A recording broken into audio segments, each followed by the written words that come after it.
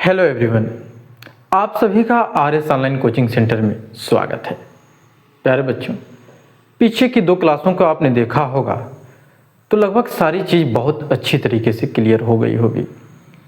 और जिन बच्चों ने अभी तक पीछे की क्लास को नहीं देखा है, अगर वो पहली क्लास के थ्योरेटिकल यानी तथ्यात्मक सारी चीज़ों को देख लें तो उनको सारी चीज़ें आगामी बहुत अच्छी तरीके से समझ में आएंगी।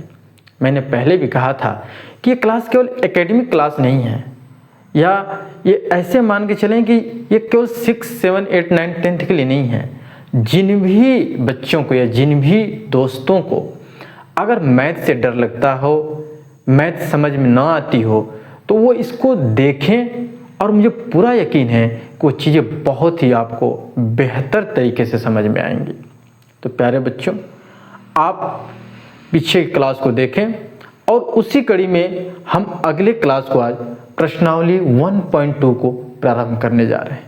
आप पहली क्लास में देखे होंगे तो हमने सारी चीज़ों को विस्तार पूर्वक बताया। अंक किसे कहते हैं, संख्या किसे कहते हैं, संख्याओं की तुलना कैसे करते हैं, संख्या का स्थानीय मान कैसे निकालते हैं, संख्या का विस्तार कैसे करते हैं, संख्याओं का बड़ा और छोटा यानी अवरोही और आरोही क्रम कैसे हम निकालते हैं, और संख्याओं को हम संख्यांकन पद्धति के तरीकों से कैसे हम लिखते हैं, जो कि 2 तरह की पद्धतियां हैं, भारतीय संख्यांकन पद्धति, अंतर्राष्ट्रीय संख्यांकन पद्धति। उन सारी चीज़ों को मैंने बहुत ही विस्तार पूर्वक बताया है। अगर कोई भी बच्चा उस क्लास को अगर देखा होगा तो आज भी मैं जो प्रश्न कराऊंगा वो उसको बहुत ही आसान महसूस होगा। तो आइए बिना समय गंवाए हुए हम इस चैप्टर अपनी संख्याओं की जानकारी का अगला प्रश्नावली 1.2 को देखते हैं। प्यारे बच्चों, आपका पहला प्रश्न है कि किसी स्कूल में 4 दिन के लिए एक पुस्तक प्रदर्शनी आयोजित की गई। पहले, दूसरे, तीसरे और अंतिम दिन खिड़की पर क्रमशः 1094, 1812, 2050 और 2751 टिकट बेचे गए। इन 4 दिनों में बेचे गए टिकटों की कुल संख्या ज्ञात कीजिए। प्यारे बच्चों, इसको समझाने के लिए मैं आपको उदाहरण देना चाहूँगा कि अगर मैं आपसे पूछूं कि आपके फैमिली मेंबर में आपके भैया ने आपको एक काम दिया, आपके मम्मी ने आपको दूसरे दिन एक काम दिया, तीसरे दिन आपके पिताजी ने एक काम दिया, चौथे दिन आपके दीदी ने एक काम दिया, तो मैं पूछूं कि 4 दिनों में आपके पास कुल कितने आम एकत्रित हुए, तो आप ये कहेंगे कि सर इसको तो हमको जोड़ना पड़ेगा। तो प्यारे बच्चों, यहाँ भी यही कह रहा है कि 4 दिन में खिड़की पर क्रमशः 1094, 1812, 2050 और 2751 टिकट बेचे गए। तो 4 दिनों में कुल कितने बेचे गए, इनको हमको ऐड करना पड़ेगा यानी जोड़ना पड़ेगा। आइए इसका हल हम देखते हैं।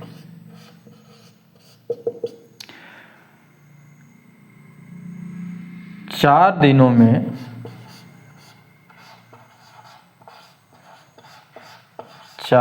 में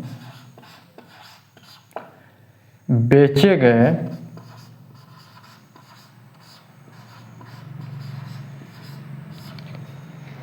टिकटों की कुल संख्या, टिकटों की कुल संख्या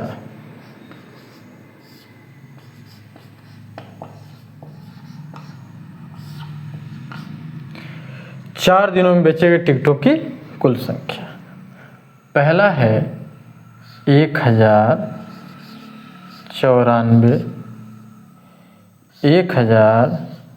1812, 2050, 2751। अब हम जोड़ते हैं। 4 2 6 1 7, 9 1 10, 10 5 15, 15 5 20, यानी 2 हासिल ले लेंगे, जिसको हम 2 कैरी भी बोलते हैं। फिर देखते हैं 8 7 15 और जो 2 हासिल छूटा था 15 2 17। अब यहाँ पे एक कैरी आ गया। अब फिर इसको ऐड करते हैं, 1 और 1 2, 2 4 और 2 6, एक कैरी जो हम छोड़े थे 7, अर्थात 7707 यानी 7707 टिकट बेचे गए। इतने टिकट अर्थात इन 4 दिनों में इतने टिकट बेचे गए। अब हम अगले प्रश्न, प्यारे बच्चों ये दूसरा प्रश्न ये है कि शेखर एक प्रसिद्ध क्रिकेट खिलाड़ी है। वह टेस्ट मैचों में अब तक 6980 रन बना चुका है। वह 10,000 रन पूरे करना चाहता है। उसे कितने और रनों की आवश्यकता है? इसको हम एक उदाहरण से समझते हैं। अगर आप अपने पापा से 5 आम की डिमांड करें और आपको केवल 2 आम मिले, तो आपसे पूछा जाए और कितने आम आपको चाहिए, तो आप 5 आम में से 2 आम घटाएंगे तो 3 आम बचेगा शेष, अर्थात आपको 3 आम और शेष चाहिए, तो जाकर के पूरा 5 आम कंप्लीट हो जाएगा।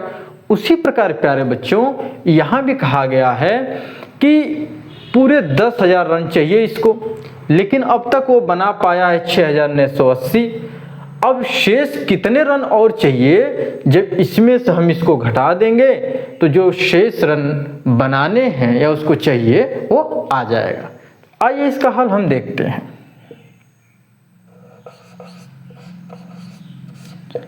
आप कह सकते हैं आवश्यक रन, आवश्यक रन, आवश्यक रन। अब हम 10,000 में से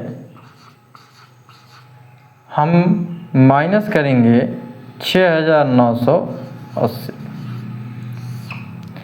ये प्यारे बच्चों ये कामा होता है, और कामा को हम कैसे लगाते हैं इसको भी हम पिछले क्लास में बहुत ही विस्तार पूर्वक पढ़े हैं। आप जाकर के पिछले क्लासों का अध्ययन करें। आइए 0 में से 0 जाएगा तो 0 ही बचेगा। अब 0 में से 8 तो घटेगा नहीं, 0 खुद 8 से छोटा है, तो अब इसको एक हासिल लेना पड़ेगा, अर्थात एक कैरी लेना पड़ेगा।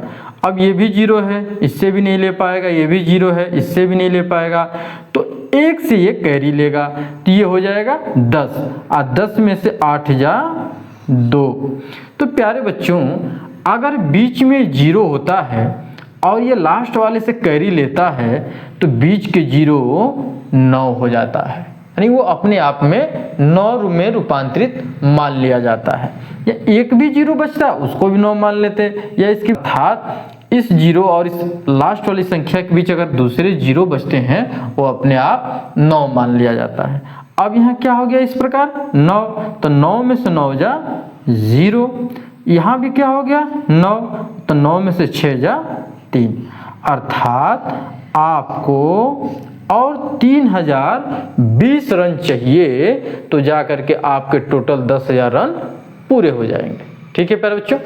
आइए बच्चों हम तीसरे प्रश्न की तरफ बढ़ते हैं। तीसरा प्रश्न कह रहा है एक चुनाव में सफल प्रत्याशी ने 5,77,500 मत प्राप्त किए, जबकि उसके निकटतम प्रतिद्वंदी ने 3,48,700 मत प्राप्त किए। पूछ रहा है कि सफल प्रत्याशी ने चुनाव कितने मतों से जीता। आइए इसको हम समझते हैं। मैं ये कहूँ प्यारे बच्चों कि टोटल आपके पास 20 आम हैं। अब 20 आम में से 2 लोगों को बांटना है। एक को दे दिया गया 13 आम और दूसरे को दिया गया 7 आम, टोटल 20 आम है। तो आपसे पूछा जाए प्यारे बच्चों कि किसने ज़्यादा आम पाया और दूसरे से कितना ज़्यादा पाया। तो आप समझ सकते हैं कि जब कितना सबसे ज़्यादा आम यानी सफल कौन हुआ, पहले वाला। कितनों से सफल हुआ, जब इसमें से इसको हम घटाएंगे तो हमें पता चल जाएगा कि कितने मतों से सफल हुआ। आइए, सफल प्रत्याशी ने चुनाव कितने मतों से जीता। चुनाव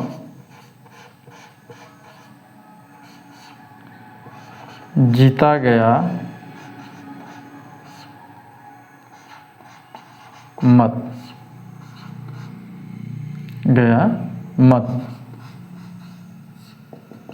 चुनाव जीता गया मत कितना है। तो जब इसमें से इसको हम घटाएंगे 5,77,500, 3,48,700, जीरो में से जीरो गया जीरो, जीरो में से जीरो गया जीरो, 5 में से 7 नहीं जाएगा प्यारे बच्चों, तो अपने दोस्त से ये कर्जा लेगा यानी उधार लेगा, अर्थात एक हासिल लेगा, जिसे हम कैरी बोलते हैं। तो ये हासिल लेगा तो हो जाएगा 15, 15 में से 7 जाए तो बचेगा आपका 8।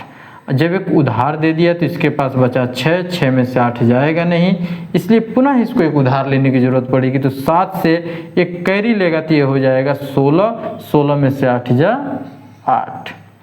अब ये फिर बचा 6, 6 में से 4 जा 2, अब 5 में से 3 जा 2, यानी इतने मतों से ये पहला प्रत्याशी चुनाव जीता। अर्थात इतने मतों से पहला जो प्रत्याशी है वह चुनाव जीत गया, यानी चुनाव जीता गया जो मत है इतने हैं। अर्थात हम पहले वाला ज़्यादा पाया है तो वो सफल यही हुआ है, लेकिन कितने वोटों से सफल हुआ है, इसमें से जब इसको हम घटाएंगे तो 2,28,800 मतों से सफल हुआ है। अब हम अगले प्रश्न की तरफ बढ़ते हैं। 4 नंबर का प्रश्न ये कह रहा है प्यारे बच्चों, कीर्ति बुक स्टोर ने जून के प्रथम सप्ताह में रुपया 2,85,891 मूल्य की पुस्तकें बेची। इसी माह के दूसरे सप्ताह में रुपया 4,07,68 मूल्य की पुस्तकें बेची गई। दोनों सप्ताहों में कुल मिलाकर कितनी बिक्री हुई?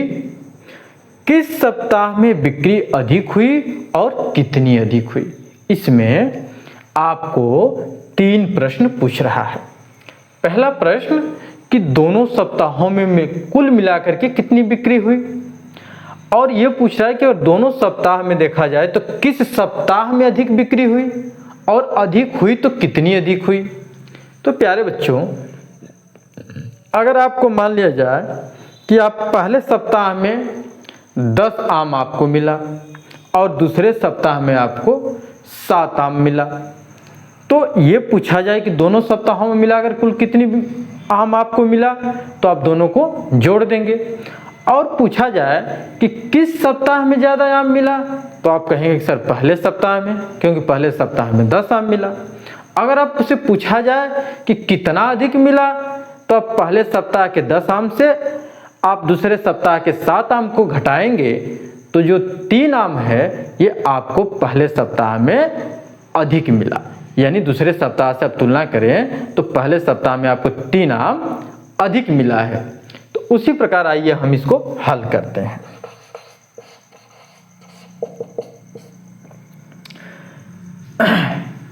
आप देख रहे हैं कि जून के प्रथम सप्ताह में इतना पुस्तकें बेची गई और दूसरे सप्ताह में इतने मूल्य की पुस्तकें बेची गई। तो दोनों सप्ताह में कुल कितनी पुस्तकें बेची गई? दोनों सप्ताह में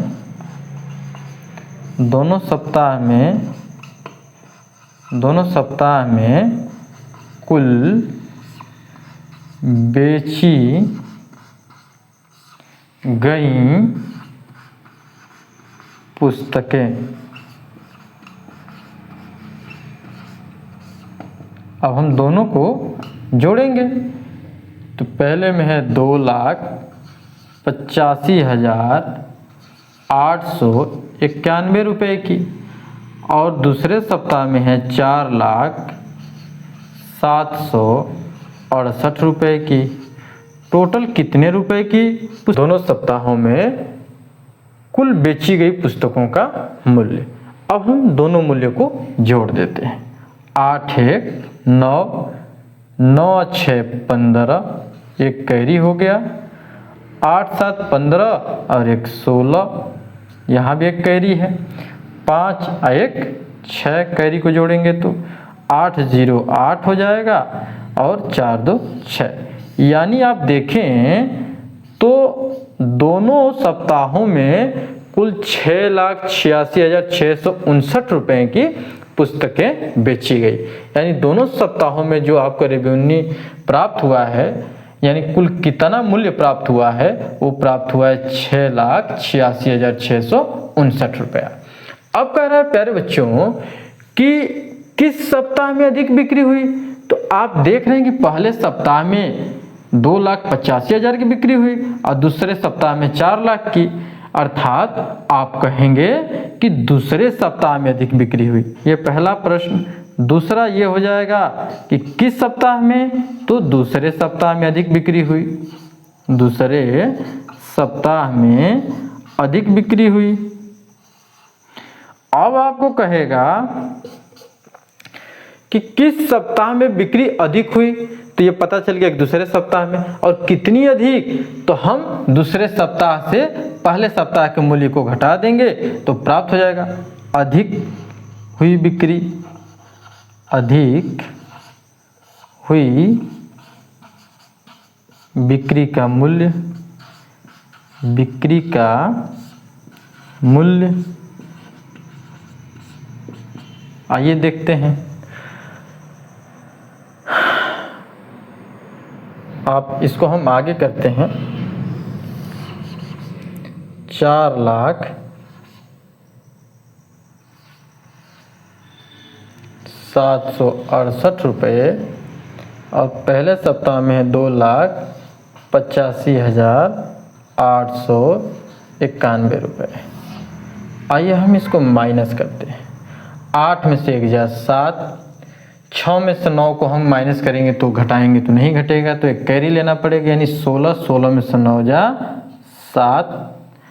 अब यहाँ हो गया प्यारे बच्चों 6, 6 में से 8 नहीं जाएगा तो एक कैरी लेंगे तो हो जाएगा 16, 16 में से 8 जा 8। अब बीच में जो 0 बचता है, हमने पहले बताया कि वो 9 के रूप में कन्वर्ट हो जाता है, तो यानी ये 9 हो गया। 9 में से 5 जा 4, 9 में से 8 जा 1। अब यहाँ कैरी लिया था तो ये हो गया 3, एक हासिल दिया था दूसरे को, तो अब इसके पास 3 बचा, तो 3 में से 2 जा 1, अर्थात 1,14,877 रुपये की बिक्री दूसरे सप्ताह में अधिक हुई थी। ठीक है, यानी दूसरे सप्ताह में जो बिक्री का मूल्य है अधिक, वो कितना अधिक है? 1,14,877 रुपये। 5 नंबर का प्रश्न है, अंक 6, 2, 7, 4 और 3 में से प्रत्येक का केवल एक बार प्रयोग करते हुए 5 अंकों की बनाई जा सकने वाली सबसे बड़ी और सबसे छोटी संख्याओं का अंतर ज्ञात कीजिए। प्यारे बच्चों, अगर आप पिछली क्लास में पढ़े होंगे तो उसमें अंकों से हम कैसे संख्या बनाते हैं, कैसे हम बड़ी संख्या बनाते हैं और कैसे छोटी संख्या बनाते हैं, इसको हमने बहुत ही विस्तार पूर्वक बताया है, लेकिन फिर भी उसका हम संक्षिप्त परिचय आपको यहाँ पे दे देते हैं।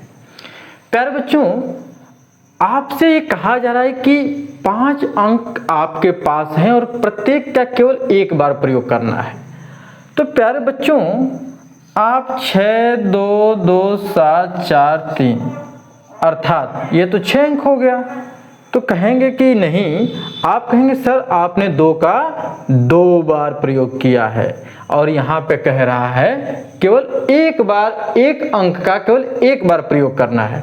प्यारे बच्चों, आपको जानकारी के लिए बता दूं कि अगर आपके पास जितने अंक दिए हैं और कहे कि उतने अंकों का केवल एक बार प्रयोग करना है, तो आप तुरंत ये समझ जाएं कि जितना अंक होता है, जितना अंक दिया गया होता है, उतने ही अंक की संख्या बनेगी।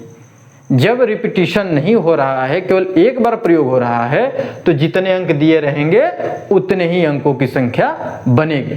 जैसे यहाँ 5 अंक दिए हैं तो आप यहाँ पे 5 ही अंक की संख्या बना पाएंगे जब हर अंक का एक बार प्रयोग होगा।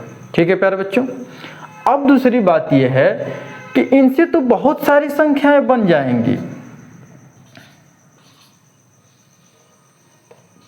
इनसे तो बहुत सारी संख्याएं बन जाएंगी, लेकिन इसका मतलब तो ये नहीं है, इसका मतलब तो ये नहीं है कि सभी संख्याओं को बनाना है। हमें सिर्फ 5 अंकों की बड़ी बनाई जा सकने वाली और 5 अंकों की सबसे छोटी बनाई जा सकने वाली संख्याओं का अंतर पूछ रहा है। सर आप कहेंगे सर 5 अंकों की तो बड़ी संख्या हमने ये पढ़ा है 99,999, और 5 अंकों की छोटी संख्या सर हमने ये पढ़ा है 10,000। तो आपसे कहा जाएगा कि यहाँ इसकी बात ही नहीं कर रहा है, ये कह रहा है कि इनसे बनाई जा सकने वाली, इनसे मिलकर बना 5 अंकों की सबसे बड़ी संख्या। तो आइए हम देखते हैं, अगर आपसे कहे कि सबसे बड़ी संख्या इनसे कैसे बनेगी, तो आप सबसे बड़े अंक से शुरुआत करेंगे, उसके बाद छोटे अंक, उसके बाद छोटे अंक, उसके बाद छोटे अंक। और कहे कि सबसे छोटी संख्या कैसे बनेगी, तो सबसे छोटे अंक से शुरुआत करेंगे। आइए देखते हैं कि 5 अंकों की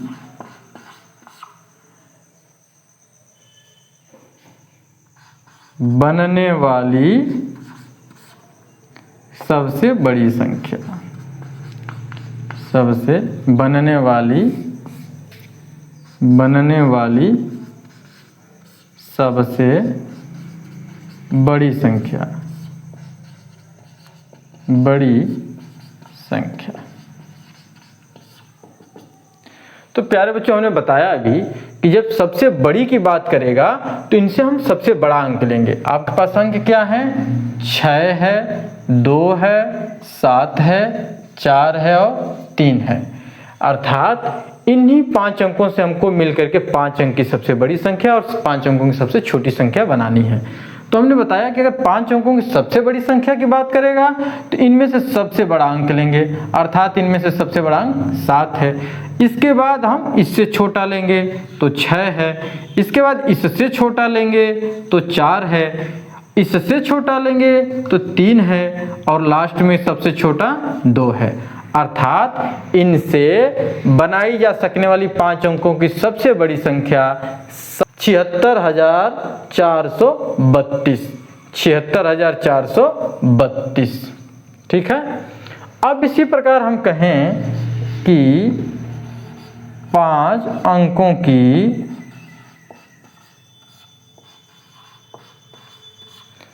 बनने वाली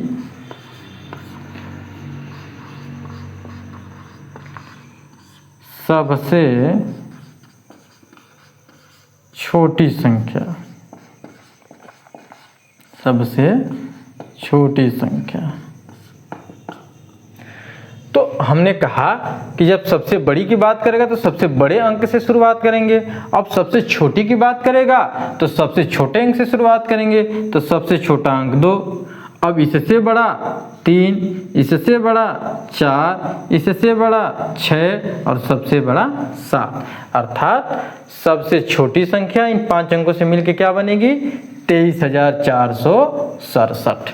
जब बड़ी संख्या की बात करेगा तो सबसे बड़े अंक से शुरुआत करेंगे और उसके बाद घटते हुए चले जाएंगे, और सबसे छोटी संख्या की बात करेगा तो सबसे छोटे अंक से शुरुआत करेंगे और बढ़ते हुए चले जाएंगे। अर्थात आपकी दोनों संख्या तो प्राप्त हो गई।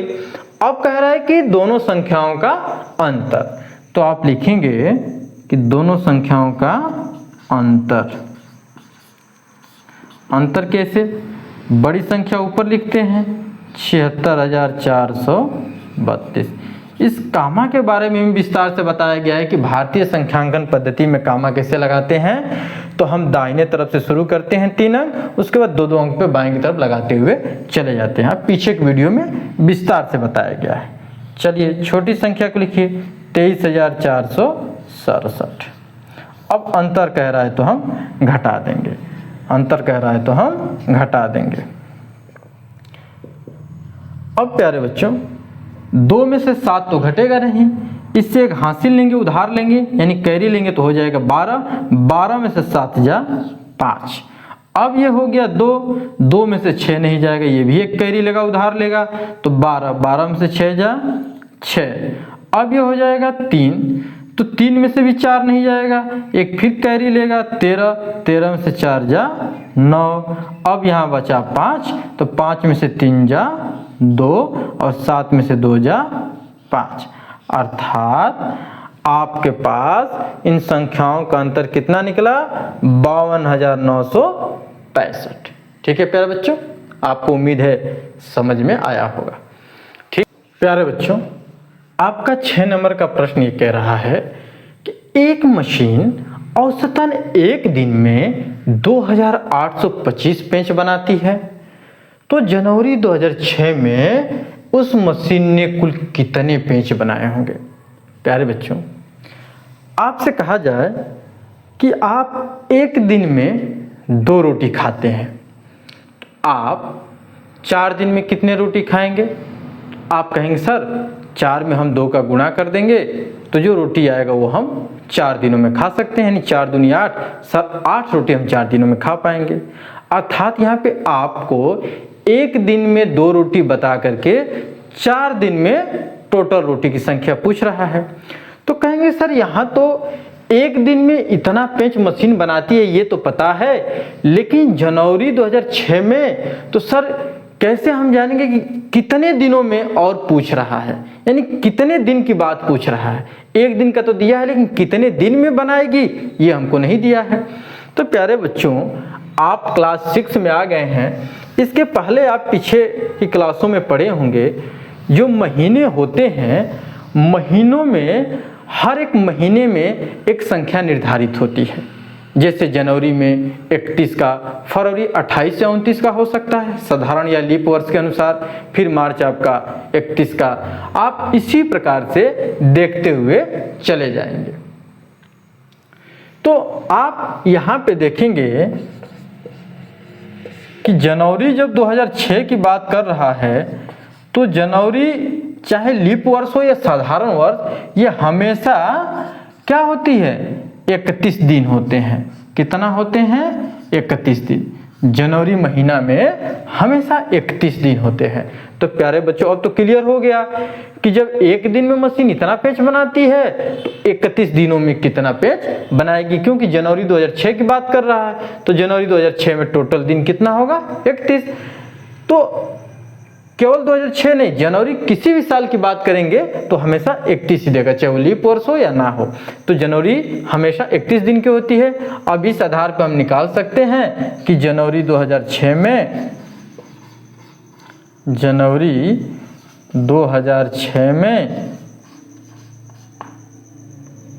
मशीन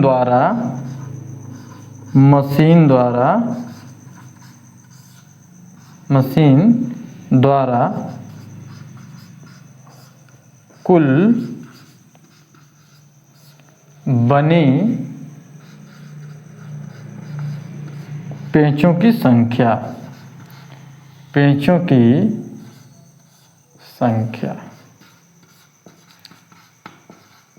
अब प्यारे बच्चों, हम मल्टीप्लाई करेंगे, अर्थात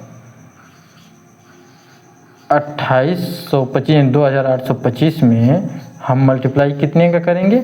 31 दिनों का, क्योंकि जनवरी 2006 में 31 दिन होता है। तो आइए हम 1 का मल्टीप्लाई करेंगे तो 1 में, 5 का मल्टीप्लाई करेंगे तो 5, 1 का 2 में करेंगे तो 2, 1 का 8 में करेंगे तो 8, 1 का 2 में करेंगे तो 2। अब हम 3 का मल्टीप्लाई करते हैं, एक स्थान छोड़ करके करते हैं। आपने गुणा देखा होगा, 3 × 5 = 15, 1 कैरी, 3 दूना 6, 1 कैरी 7। अब फिर 3 × 8 = 24, 2 कैरी 3 दूना 6 और 2 कैरी 8, यानी टोटल इतना हो गया। अब हम जोड़ने के लिए अपने सहायता के लिए जहाँ खाली स्थान होता है वहाँ 0 भर देते हैं। अब इसको हम जोड़ते हैं। 5 में 0 जोड़ेंगे तो 5, 2 में 5 जोड़ेंगे तो 7, 8 में 7 जोड़ेंगे तो 15, 1 कैरी, 4 2 6 1 कैरी जोड़ेंगे 7, 8 में 0 जोड़ेंगे तो 8, अर्थात टोटल जो आपके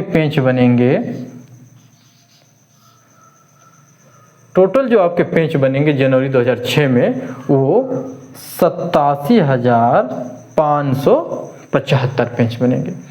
प्यारे बच्चों, हमने 6 क्वेश्चन यानी 6 प्रश्नों को प्रश्नावली 1.2 का पूरी तरीके से हल कर लिया है। मुझे आशा है कि आप बहुत अच्छी तरीके से समझे होंगे, और अगर कहीं नहीं समझ में आया है तो आप वीडियो को पुनः रिपीट करके देखें और पीछे के वीडियो को भी जा करके देखें, तब ये क्लास जो भी एक एक चीज़ आपको बहुत ही आसान लगने लगेगी।